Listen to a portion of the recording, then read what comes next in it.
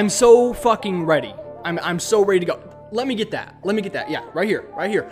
Oh! This is the subscribers decreasing on TyBlue's channel. She deserves this. What's going on, guys? TyBlue here, and welcome back in the first time in over a year to Tytrends. For those of you that don't know, Tytrends was my YouTube news series. It's the series that helped me get recognized by Keemstar. It's the series that I owe everything to on YouTube, and it's the series I should have stuck with all along. It's what I was meant to do. It's what God put me on this earth to do, okay? I don't know if I go that far, but it's what I should have been doing for the last year rather than fucking off and doing stupid shit on my channel. Like, I don't know how I didn't see this. I'm just retarded, I guess. I know I need to tone it down a little bit, but I'm just so excited. Like, I've never been so sure of anything in my life. Did you guys miss the fucking crazy ass flamboyant hand movements?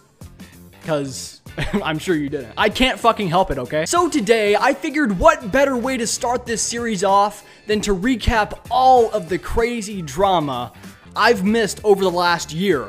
And holy fuck, it's been a crazy year on YouTube. First off, the fall of Grade and Leafy. Rest in peace. That's right, as I'm sure you remember, a little over a year ago, these two guys, Grade A Under A and Leafy is Here, had such a grip on this community. It seemed like everything that went on YouTube involved one of these two guys or both of them somehow. Like, nothing could go on without them. And now that influence that they had is non-existent just a year later. Like, it's insane how much a year can change pretty much the entire landscape of YouTube. Then, of course, we had FouseyTube versus Colossal is Crazy. That was not really a huge drama, but it was kind of a big thing.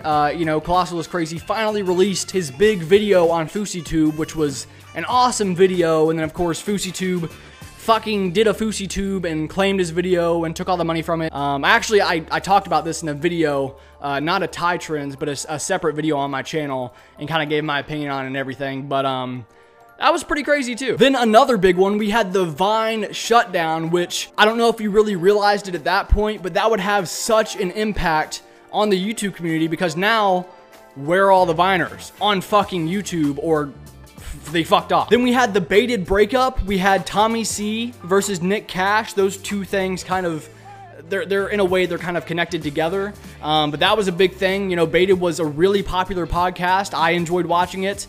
Even though I kind of got fucked on it a couple of times just because I just fuck TyBlue, right? Just fuck TyBlue. Then we had the whole PewDiePie Fiverr thing and his anti-Semitic Nazi shit and him versus like the Wall Street Journal and YouTube versus big media. Like that was one of the biggest stories of the year because it was so like ongoing. And I mean, it pretty much turned YouTube and mainstream media against each other, which is something that has happened before, but never on this scale. And then sometime after that, there was some drama about RiceGum having like a ghostwriter or whatever. I don't really watch RiceGum. I watch him more now just because he's involved with banks and literally everything that's going on YouTube right now. Like he's like at the top of the fucking relevancy chart. But at that point, I didn't really pay attention to RiceGum. I didn't really give a fuck.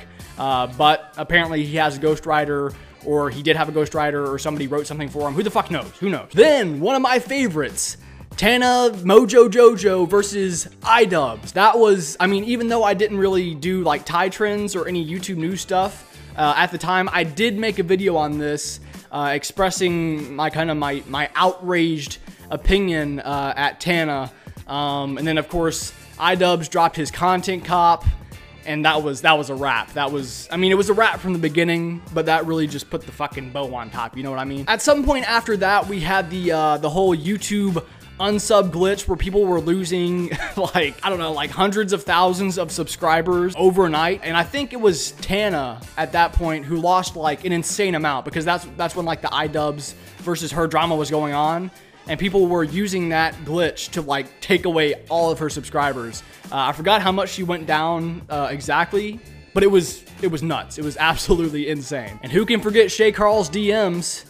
That was one of the funniest things I think I've ever seen on YouTube. Such a overly positive, like, mainstream YouTube guy turns out to be this fucking freak of nature after he gets his DMs leaked. And I'm not gonna recite or quote the DMs because god damn, Shay Carl. That's all I gotta say. Then at some point after that, we had KSI leaving YouTube, which was a big thing. He had like this whole blackout thing where he turned all of his profile pictures and banners black and just straight up left YouTube, which was a big thing at the time. Then a really sad story coming from Angry Grandpa and Kid Behind the Camera, where they found out that Angry Grandpa had cancer, which was absolutely horrible. I've been watching those guys for like years, and that whole thing kind of hit me pretty hard.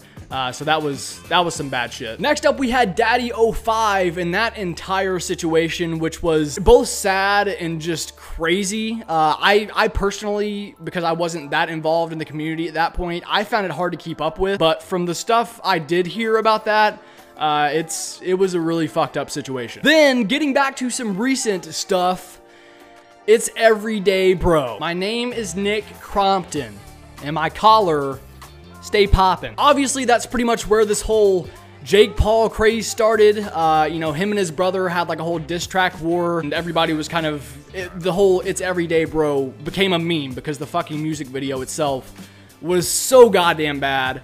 And then that whole drama branched off into what's going on right now. Then, of course, we have KSI's return to YouTube, where he came back after like 3 or 4 months of being gone. He released his EP, he left the Sidemen, this whole big diss track war between KSI, the Sidemen, Comedy Shorts Gamer. That's still kind of an ongoing thing. It's currently being overshadowed by the massive clusterfuck, which is Jake Paul's assistant, and Jake Paul and Team 10 versus FaZe Banks, which is currently what we're in right now, which, oh my god, that situation it's killing me. If you go look at my Twitter, you can tell I'm a little bit pissed off because whoever is in the wrong here, which is looking like Jake Paul, is going to be the one that's going to take the fucking L. It's like, it's a wrap for them, because that is one of the most twisted fucking things you can sit there and do, is come up with this elaborate plan to pretty much ruin somebody's career over some YouTube beef and to get some views. Like, that's fucked up.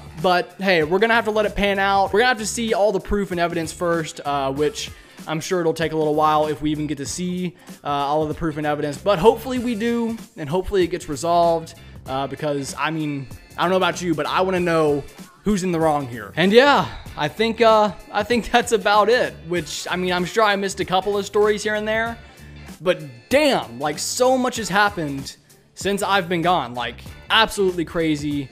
And I guess we'll have to see if the next year is even crazier, or if this one can't be topped. But yeah, guys, let me know what your favorite like YouTube beef or YouTube drama has been over the last year, after hearing all of that and having me recap it all. Like I said, I'd say mine is probably the Tana versus iDubbbz thing, just because I paid a lot of attention to that. I thought the whole thing was pretty fucking hilarious. But yeah, let me know what you guys think. All right, guys, I guess that's about it for the very first episode of Tytrends 2.0. I hope you guys enjoyed it. Obviously, expect the next episode and from here on out to be just regular old TyBlue news. I hope you guys are excited for the future. I'm very fucking excited, as you can see.